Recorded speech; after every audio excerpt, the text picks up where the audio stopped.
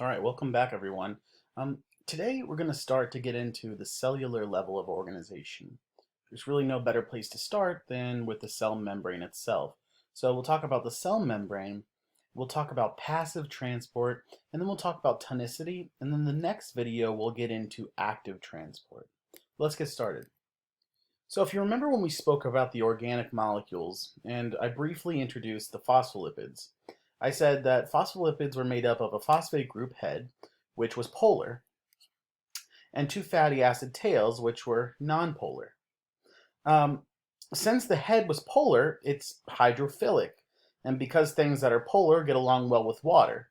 The nonpolar fatty acid tails are hydrophobic because they are nonpolar. So phospholipids are thus said to be amphipathic. An amphipathic molecule is one that contains both a hydrophilic and a hydrophobic region. The amphipathic nature of phospholipids turns out to work really well for keeping materials and water in certain places and out of others. The cell membrane consists of two adjacent layers of phospholipids. The lipid tails of one layer face the lipid tails of the other layer, meeting at the interface of the two layers. The phospholipid heads face outward, one layer exposed to the interior of the cell and one layer exposed to the exterior. This allows the polar heads to be exposed to both the intracellular fluid and the extracellular fluid. Now, the cell membrane doesn't just contain phospholipids only. It contains other lipids, proteins, and also cholesterol. And cholesterol actually keeps the membrane fluid and not rigid, which is actually one of the best properties of the cell membrane. Here's actually a good look at what a cell membrane might look like if we could zoom into these really highly microscopic levels. Take note of how the phospholipids line up so that their polar heads are in contact with the extracellular and intracellular fluids, and the hydrophobic tails are away from the water. So you see that right here. Take note also of how these proteins that line the cell membrane, so as its name suggests, this is an integral protein. It's integrated right into the cell membrane.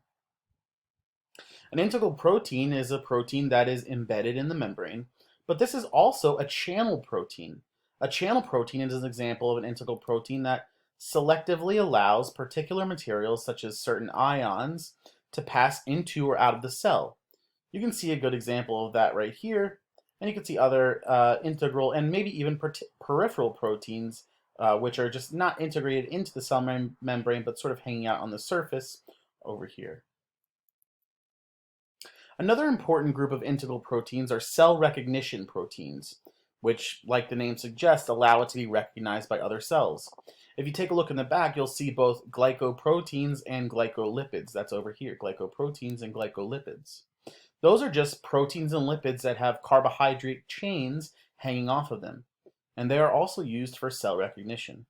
And finally, like I said, if a protein isn't stuck into the membrane, but it's just sort of attached to the outside, we call those peripheral proteins. One of the most important abilities of the cell membrane is that it regulates what materials go into and out of the cell. These substances include ions, nutrients like sugars, fatty acids, and amino acids, and waste products like carbon dioxide, which is actually really toxic and needs to leave the cell when it's produced. Due to the phospholipid bilayer structure, we call it selectively permeable because only certain molecules can pass through the membrane unaided. In this case, they're really only the relatively small nonpolar materials that can move through the lipid bilayer. Remember, the lipid tails of the membrane are nonpolar, so anything that's polar won't be able to pass through those tails. Some examples of those are lipids, oxygen, carbon dioxide gas, and alcohols. Materials that can't pass through the unaided need some sort of assistance, and that occurs in one of two ways. The first way is called passive transport. And passive transport is the movement of substances across the membrane without the expenditure of energy. There's no use of ATP. In order for this to happen, we need to talk about concentration gradients.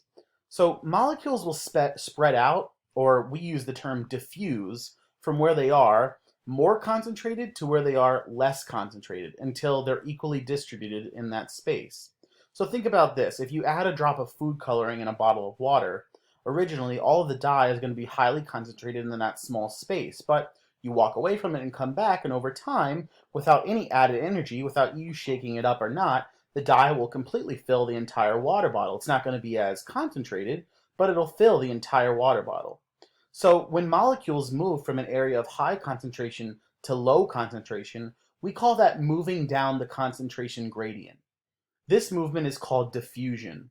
Because cells rapidly use up oxygen during metabolism, there's typically a lower concentration of oxygen inside the cell than outside.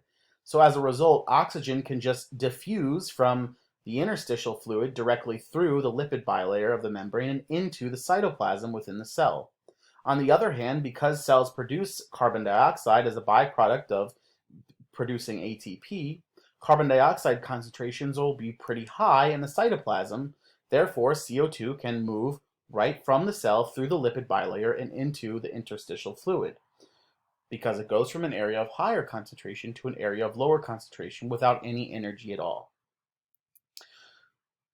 However, it's not all, like I just said, not all molecules can simply move through the phospholipid bilayer.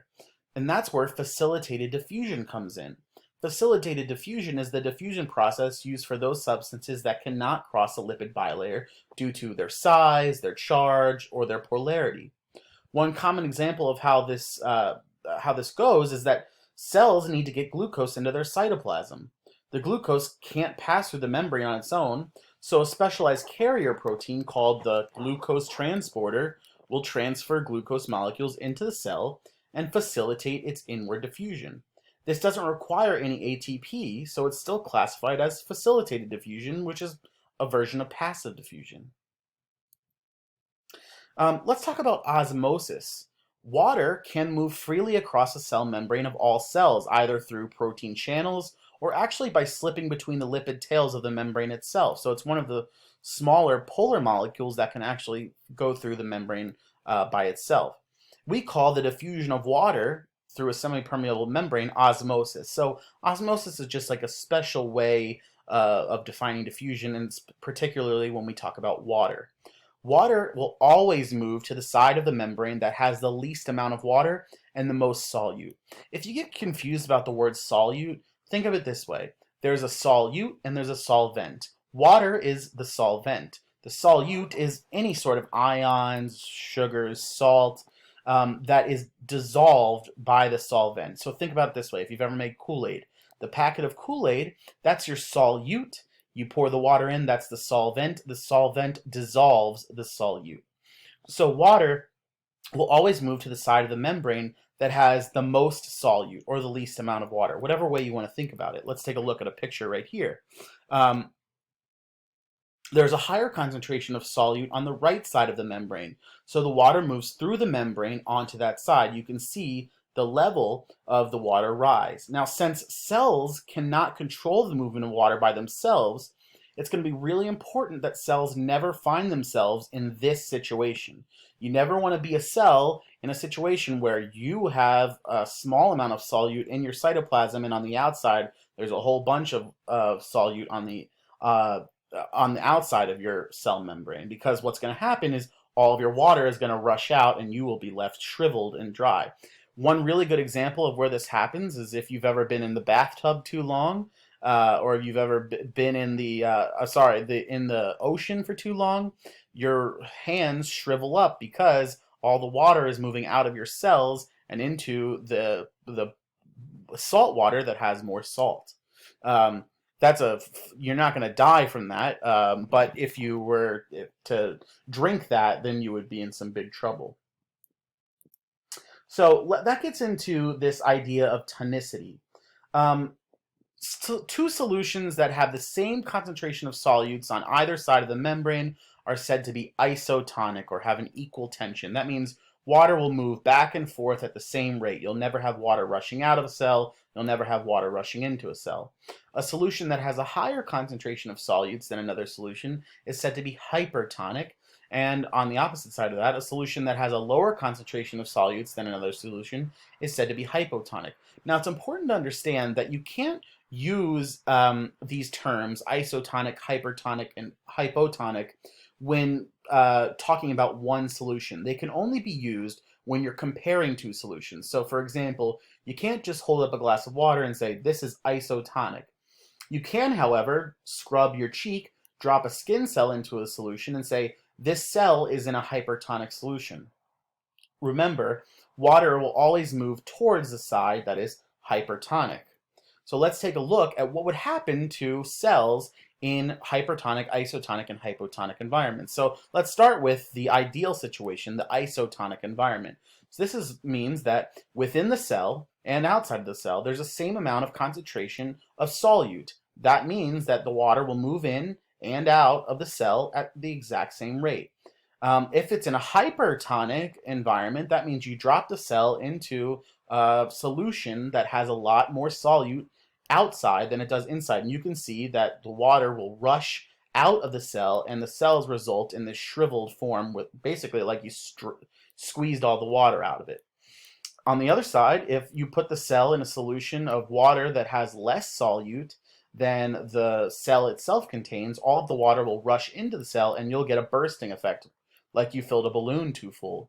And so that's what happens. So I'm going to stop here. The next time you see me, we will be talking about active transport. So see you next time.